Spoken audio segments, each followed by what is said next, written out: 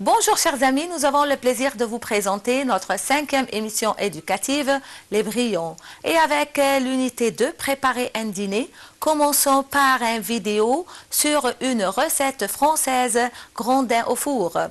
هنبدأ النهاردة حلقتنا بالدرس الثاني وهنبدأ بفيلم فيديو عن وجبة فرنسية اسمها grondin au four. تعالوا نشوف مع بعض. Allons-y. Grondin aux légumes d'hiver. Bon, mon grondin, il est là, il a déjà été un petit peu préparé. Alors le grondin, qu'est-ce que c'est? C'est de la famille du rouget, c'est un très très gros rouget. J'ai demandé à mon poissonnier de me le vider et de me le débiter en tronçons. On va lui donner un petit peu de goût à ce grondin. Donc pour ça, on va le faire mariner. Donc pour sa marinade, je vais d'abord ajouter une gousse d'ail. Je vais enlever la peau. On enlève également le germe. Je vais émincer mon ail le plus finement possible. Je rajoute mon ail sur mes morceaux de grondin. Mon citron confit en saumure, je vais le couper en deux. Dans le citron confit, la seule chose qui nous intéresse, c'est la peau. Donc je vais enlever toute cette pulpe, je longe bien et j'enlève la pulpe. Et ensuite, je taille en fines lanières.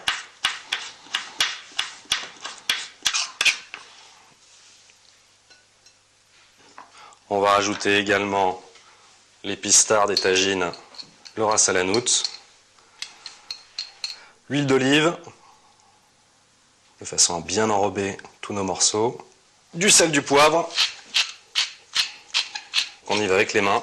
Et on va bien imprégner nos morceaux de grondin de cette marinade. On va attaquer maintenant notre garniture. Donc légumes d'hiver. Légumes d'hiver, on va commencer par, la patate douce. J'enlève toute la peau. Et maintenant, je vais couper des tranches assez épaisses. Et ensuite, des bandes et des cubes.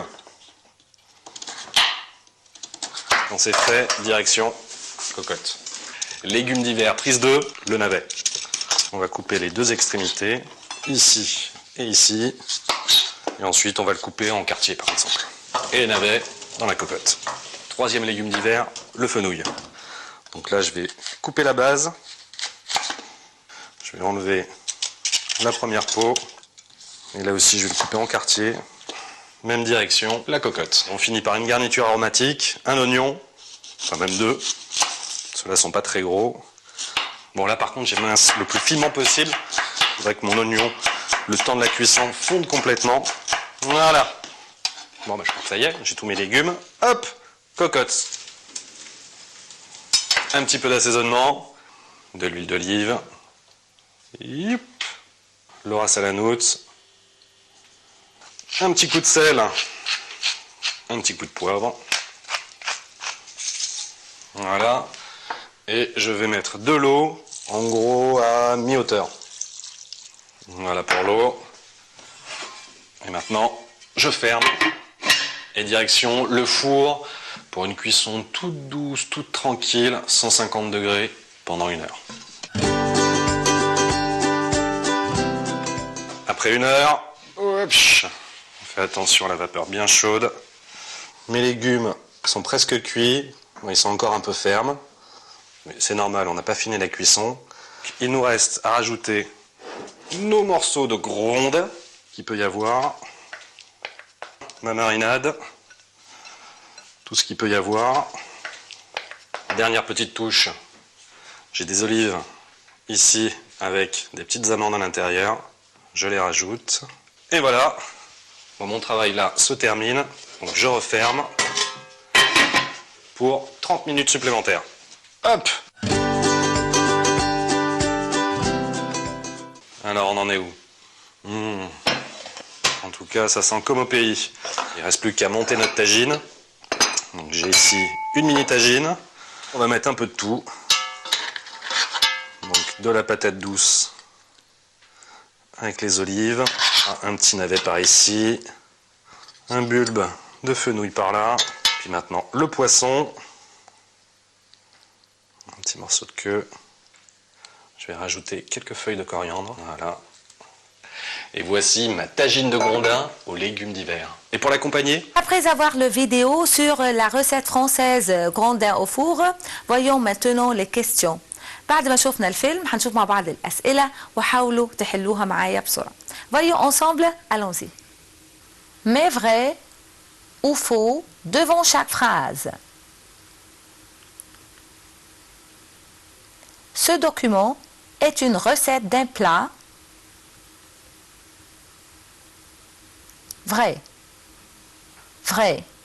احنا قلنا ان الدوكيمون ديت عبارة عن وصفة لعمل طريقة أكلة يعني وجبة لطبق فطبعا إجابة صحيحة. Vrai. On peut acheter un rouget Grondin à la boulangerie. On peut acheter un rouget Grondin à la boulangerie. هل الجملة دي صح ولا غلط؟ يعني ممكن نشتري السمك دوت من المخبز؟ أكيد دي جملة خطأ يعني غلط. Faux. Faux. On met du concombre avec le poisson. On met du concombre avec le poisson. لأن ما شفنا الفيلم كده هل حطينا خيار مع السمك؟ أكيد طبعا ما حطيناش فهتبقى جملة faux. Faux. On ajoute du sel et du poivre avec le poisson. On ajoute du sel et du poivre avec le poisson. يعني حطينا ملح وفلفل مع الأكل. طبعا مع الوجبة ديت فعلا حطينا سمك معاها ملح وفلفل. صح. Vrai. Vrai. On fait cuire le grondin dans le four à 40 degrés. On fait cuire le grondin dans le four à 40 degrés. Faux. Faux. On arrose le poisson avec l'huile d'olive. On arrose le poisson avec l'huile d'olive. يعني احنا زودنا زيت الزيتون. طبعا جملة صح هنقولها vrai. Vrai. Réponds aux questions suivantes. Quel est le nom de ce plat? Quel est le nom de ce plat? يعني ما اسم هذا الطبق؟ Quel est le nom de ce plat? Grondin au four. Grondin au four. ده كان اسم الطبق. Grondin au four. Comment on sert le grondin au four? Comment on sert le grondin au four? On le sert chaud. ازاي بنقدمه؟ طبعا احنا بنقدم الوجبة دي ساخنة يبقى on le sert chaud. On le sert chaud. Et maintenant, on va enrichir notre vocabulaire avec quelques divertissements. Voyons ensemble, allons-y. De l'ail. De l'ail. Tome. Des oignons. Des oignons. بصل. Des haricots verts. Des haricots verts. فاصوليا خضراء. De la viande. De la viande. لحمة. Du Roger Grondin. Du Roger Grondin. Du lait. Du lait. لبن. De l'eau minérale. De l'eau minérale. مية معدنية. Et maintenant, on va vous expliquer une nouvelle leçon de grammaire. Ce sont les articles partitifs. هنشوف مع بعض أدوات التجزئة. Voyons ensemble, allons-y. Les articles partitifs. Les articles partitifs اللي هي أدوات التجزئة. عندنا أول واحدة du وحطيناها في جملة il prend du pain. طبعا دي بتتحط du قدام كلمة مذكر وعشان كده كلمة pain يعني عيش مذكر عشان كده قلنا الجملة بتاعتنا استعملنا du وقلنا il prend du pain. de la وهي بتتحط قدام كلمة مؤنث il prend de la crème. Il prend de la crème. de l'apostrophe للحرف المتحرك وجملتنا je bois de l'eau. Je bois de l'eau. دي طبعا للبلوريال للجمع، وحطيناها في جملة il mange des fruits، عشان fruits اخرها اس جمع فاخترنا دي. طبعا اي كلمة اخرها اس او اكس بتبقى بلوريال، فبنستخدم les articles partitifs اللي هم ادوات التجزئة بتاعت البلوريال الجمع دي. On utilise les articles partitifs après quelques verbes. On va les voir sur l'écran. بنستعمل أدوات التجزئة مع بعض الأفعال هنشوفها دلوقتي على الشاشة. Voyons ensemble, allons-y. أفعال تستخدم مع أدوات التجزئة. أفعال دي بتستعمل معاها de la والدو والدي. verbe prendre يأخذ، boire يشرب، manger يأكل. Je mange du gâteau. Je mange du gâteau. Je ne mange pas de gâteau. Je ne mange pas de gâteau. طبعا هنا لما جيت نفيت الجملة بتاعتي الفراز حطيتها نيجاتيف، شلت الارتيكل بتاعتي دو وحولتها إلى دو عشان دي جملة منفية، فالدو تحول إلى دو لما تكون فراز نيجاتيف. أصبحت الجملة je ne mange pas de gâteau. Aimer, adorer, préférer, détester.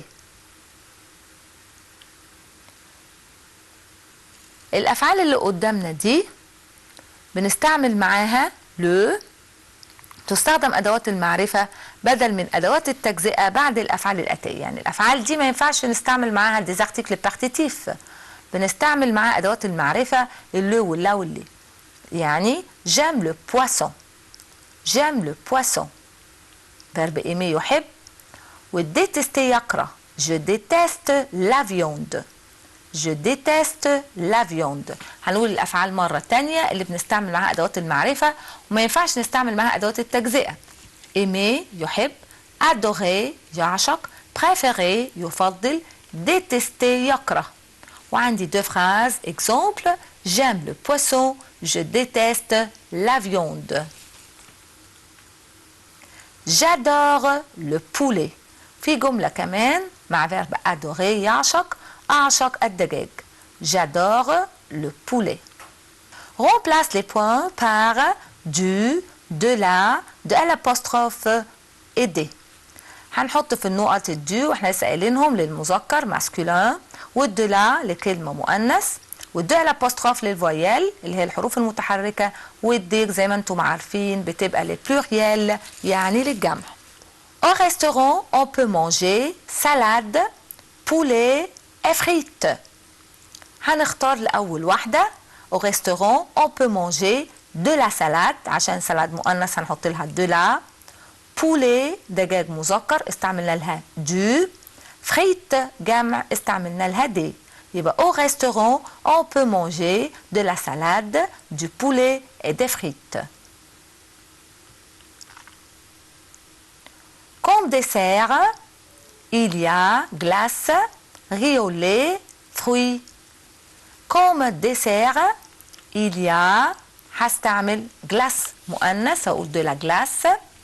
ري مذكر قلت دو ري لان ري رز، ري او لي رز بلبن. فخوي يعني فاكهه بلوريال، اتفقنا ان اخر كلمه لما يبقى اس بنستعمل دي، فيبقى il y a de la glace, du riz au lait et des fruits.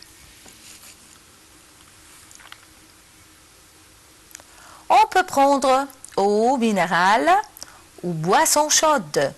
On peut prendre الأو مينرال بادئة بالفويال عشان كده استعمل دو الابوستروف، يبقى on peut prendre de l'eau minérale ou des boissons chaudes. زي ما شفتوا مشروبات ساخنة boisson chaude، زي ما شفتوا كده آخرهم اس boisson chaude، عشان كده استعملت article partitif دي.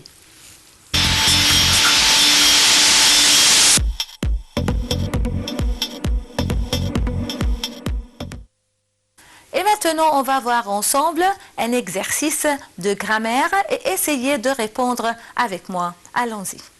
Choisis la bonne réponse. C'est maison. عايزين نختار notre أو leur avec S أو مي. سي ميزون. تفتكروا الإجابة هتبقى سي نوتر ميزون. سي نوتر ميزون. طبعا اخترنا نوتر كمان علشان لوغ دي للجمع ومي كمان للجمع يعني بلوريال فمش هينفعوني، فاللي هتنفعني هنا سي نوتر ميزون.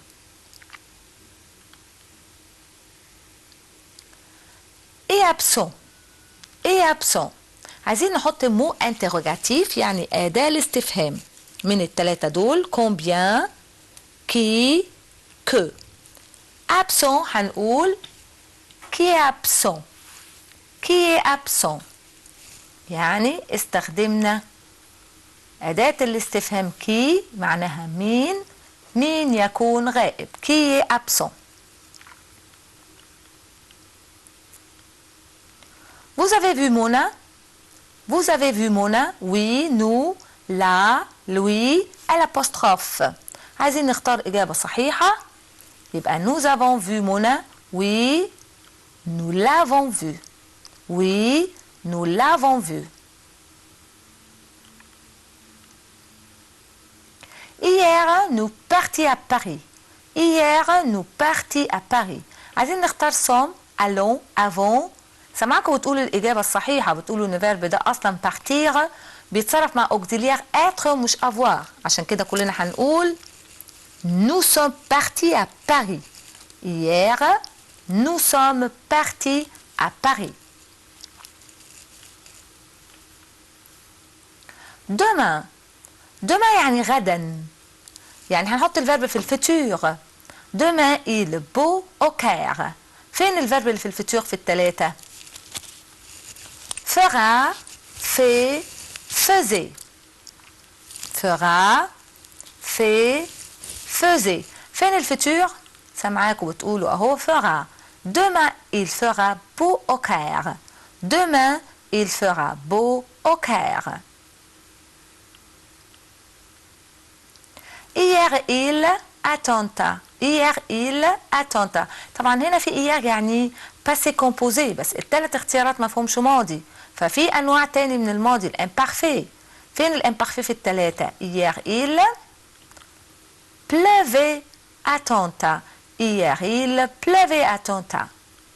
اخترنا pleuvait لانه امبارفي وما اخترناش pleut لان pleut présent، ما اخترناش pleuvra لان دي futur، يبقى احنا اخترنا pleuvait. hier il pleuvait attenta عشان pleuvait هنا في الامبارفي، وانا عندي كلمة hier يعني امبارح، فامبارفي نوع من انواع الماضي. trouve les questions. هنحاول نوجد سؤال للأجوبة الآتية. La gare est près d'ici. La gare est près d'ici. هنسأل سؤالنا نقول où se trouve la gare. où se trouve la gare. أين يقع المحطة. Tu peux prendre le bus pour aller aux pyramides. Tu peux prendre le bus pour aller aux pyramides. Comment peux-je aller aux pyramides. Comment peux-je aller aux pyramides. الإجابة بتاعتي كانت Tu peux prendre le bus pour aller au club. سألت السؤال بتاعي قلت كيف نذهب إلى الأهرامات. Comment peux-je aller aux pyramides. Numéro 3. Je mange à midi. Je mange à midi. Quand manges-tu. أنا بأكل الساعة 12 الظهر، يبقى سؤالنا متى تأكل. Quand manges-tu. Je vis en Égypte. Je vis en Égypte. يبقى où vis-tu. أين تعيش. Je vis en Égypte. يبقى سؤالنا où vis-tu. أين تعيش. Je pars à 9h. Je pars à 9h. أنا أرحل في الساعة 9. عايزين نعمل سؤال للإجابة دي، هنقول à quelle heure pars-tu. À quelle heure pars-tu. Et maintenant, on va vous présenter quelques situations de notre vie quotidienne. هنشوف مع بعض المواقف. Allons-y. Dans un café, tu demandes ta boisson préférée, tu dis. Dans un café, tu demandes ta boisson préférée, tu dis. لو انت في الكافيه وبتطلب مشروبك المفضل هتقول Je voudrais un thé s'il vous plaît. Je voudrais un thé s'il vous plaît. أريد واحد شاي. هقولها كمان مرة.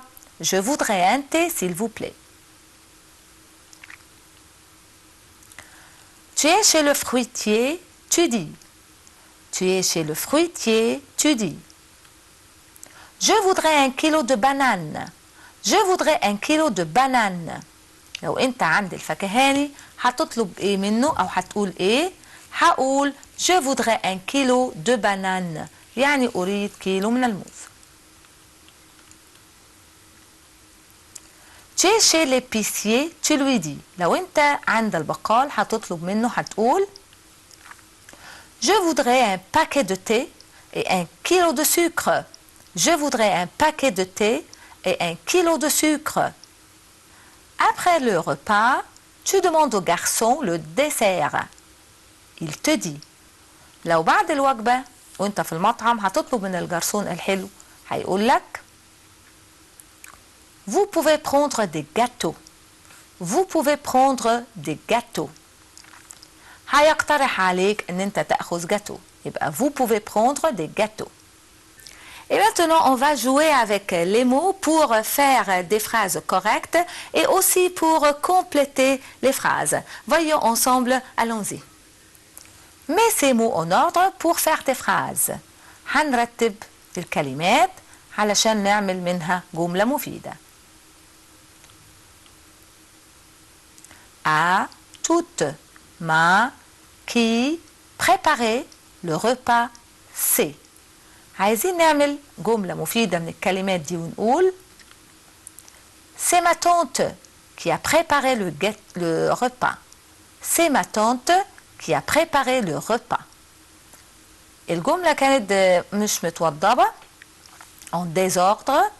عملنا لها جملة مفيدة رتبناها فبقت جملتنا C'est ma tante qui a préparé le repas. Aime père plat, se ment beaucoup. Mon père aime beaucoup ce plat. Mon père aime beaucoup ce plat. أبي يحب كثيرا هذا الطبق. Ajouter يضيف goutte قطرات il citron ليمون quelques بعض faux et deux. هنعمل phrase correcte هنرتبها وهتبقى il faut ajouter quelques gouttes de citron. Il faut ajouter quelques gouttes de citron. Bois le thé matin je un. هنبدأ بالسوجي ونحاول نرتب الجملة دي. هقولها لكم تاني. Bois le thé matin je. Le matin je bois un thé. Le matin je bois un thé. يعني في الصباح أنا أشرب الشاي. كده بقت عندي جملة مفيدة. Une fracte. Fais des phrases avec chaque groupe de mots. عندي كلمتين هنحاول نعمل منهم une phrase correcte يعني جملة مفيدة. demain يعني غدا وmusée يعني متحف. Demain j'irai au musée avec mon frère. Demain j'irai au musée avec mon frère. غدا أذهب سوف أذهب إلى المتحف مع أخي. وحطينا الفيرب aller في الفوتور simple عشان الجملة فيها demain يعني غدا فحطينا الفعل في المستقبل وأصبحت الجملة عندي demain j'irai au musée avec mon frère. club ou vendredi هنعمل برضو منهم جملة مفيدة. Vendredi dernier je suis allé au club. Vendredi dernier je suis allé au club. يوم الجمعة الماضي لقد ذهبت إلى النادي. Préparer repas. Préparer repas. J'aide maman à préparer le repas. J'aide maman à préparer le repas. كده عملت جملة مفيدة من فيرب préparer يحضر وrepas الوجبات يبقى j'aide maman à préparer le repas. Aimer France. aimer France يحبوا فرنسا هنعمل بيهم جملة correcte فيبقى j'aime visiter la France. J'aime visiter la France. أحب أن أزور فرنسا. Manger beaucoup. Manger beaucoup. Il ne faut pas manger beaucoup. لا يجب أن نأكل كثيرا. Il ne faut pas manger beaucoup. Et maintenant, essayez de compléter les phrases avec moi. Voyons ensemble, allons-y. Complète ces phrases. Complète ces phrases. On va au restaurant. On va au restaurant pour manger. بنذهب إلى المطعم لكي نأكل. On va au restaurant pour manger. وبعد pour بنحط الفيرب في الانفينيتيف في المصدر عشان كده قلنا جملتنا on va au restaurant pour manger. Le matin je bois. Le matin je bois du thé au lait. في الصباح أنا أشرب الشاي باللبن. Le matin je bois du thé au lait. À la fin du repas, à la fin du repas, je mange des fruits. À la fin du repas, je mange des fruits. يعني في نهاية الوجبة أنا أكل الفواكه. À la boulangerie on. À la boulangerie on. في المخبز on achète du pain. بنشتري العيش. À la boulangerie on achète du pain. Au printemps في الربيع. هنعمل الجملة بتاعتنا نكملها نقول au printemps il fait beau. في الربيع الجو جميل. Au printemps il fait beau. Et maintenant essayez de décrire les démarches pour faire un gâteau. Voyons ensemble, allons-y. Décris comment faire un gâteau. Décris comment faire un gâteau. Bat les œufs. Ajoute le sucre. ازاي بنعمل الجاتو؟ بنرب البيض في الاول، بنضيف السكر. Ajoute la farine. ثم بنضيف الدقيق. Mélange le tout. بنقلب الكل. Mets le mélange au four 20 minutes. وبنحط كله في الفرن لمدة 20 دقيقة. Écris un mail à ton ami pour décrire les démarches pour faire un gâteau. Écris un mail à ton ami pour décrire les démarches pour faire un gâteau. ده شكل الميل بتاعي 2 من منى 52@yahoo.com إلى سعاد 66@yahoo.com. الأوبجي بتاعي هتكلم عن إيه؟ هتكلم عن recette وهنقول له salut. Pour faire un gâteau, il faut de la farine, du sucre et des œufs. Démarche, bat les œufs, ajoute le sucre, ajoute la farine, mélange le tout, mets le mélange au four 20 minutes.